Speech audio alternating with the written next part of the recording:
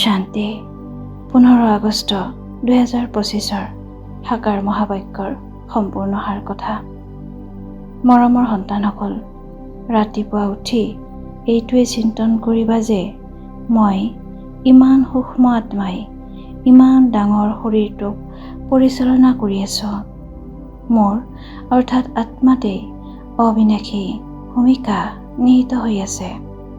প্ৰশ্ন: শিৱ বাবাৰ কোনটো অভ্যাস আছে, কোনটো নাই? উত্তৰ: আত্মাক জ্ঞান ৰত্নেৰে অলংকৃত কৰাৰ অভ্যাস শিৱ বাবাৰ আছে। বাকী শৰীৰ অলংকৃত কৰাৰ অভ্যাস তেওঁৰ নাই। কিয়নো বাবাই কয়, মোৰতো নিজৰ শৰীৰ নাই। মই যদিও এওঁৰ শৰীৰ ভাড়াত লওঁ, কিন্তু এই শৰীৰৰ অলংকৰণ এই আত্মাটিয়ে নিজেই কৰে, মই নকৰোঁ। মইতো সদায় অশৰীৰী হওঁ।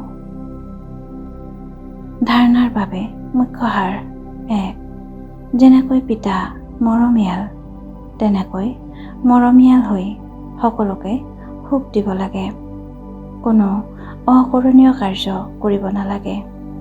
উত্তমতকৈও উত্তম কল্যাণমূলক কাৰ্যহে কৰিব লাগে। 2. কৰিৰ পিছত হাইৰাণ হ'ব নালাগে। পুৰুষাৰ্থ কৰি নিজৰ জীৱন হীৰাতুল্য কৰি তুলিব লাগে। গাফিলতি কৰিব নালাগে। বৰদান: নিশ্চয়তাৰূপী ভৰি অবিচলিত কৰি ৰাখোতা সদায় নিশ্চয় বুদ্ধিৰ নিশ্চিন্ত হোৱা। সকলোতকৈ ডাঙৰ বেমাৰ হৈছে চিন্তা।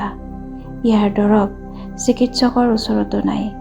চিন্তাগ্ৰস্তসকলে যিমানেই প্ৰাপ্তিৰ পিছত দৌৰে, সিমানেই প্ৰাপ্তি আগে আগে দৌৰি থাকে। সেইকাৰণে নিশ্চয়তাৰ ভৰি সদায় অবিচলিত কৰি ৰাখিব লাগে। সদায় এক বল এক ভৰসা। এই ভৰি অবিচলিত হৈ থাকিলে বিজয় নিশ্চিত। নিশ্চিত বিজয়ী সদায়েই নিশ্চিন্ত।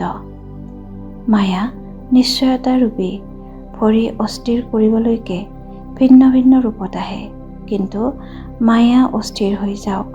তোমালোকৰ নিশ্চয়তাৰূপী ভৰি যাতে অস্থিৰ নহয়, তেতিয়া নিশ্চিন্ত হৈ থকাৰ বৰদান পাই যাবা।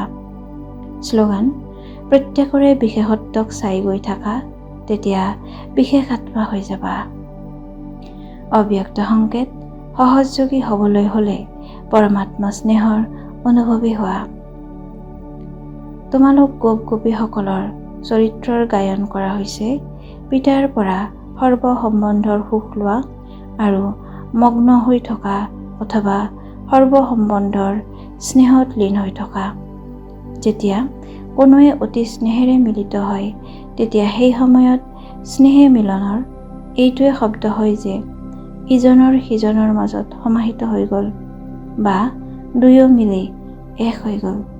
সেয়েহে পিতাৰ স্নেহত সমাহিত হৈ গ'লা, অৰ্থাৎ পিতাৰ স্বৰূপ হৈ গ'লা। ওম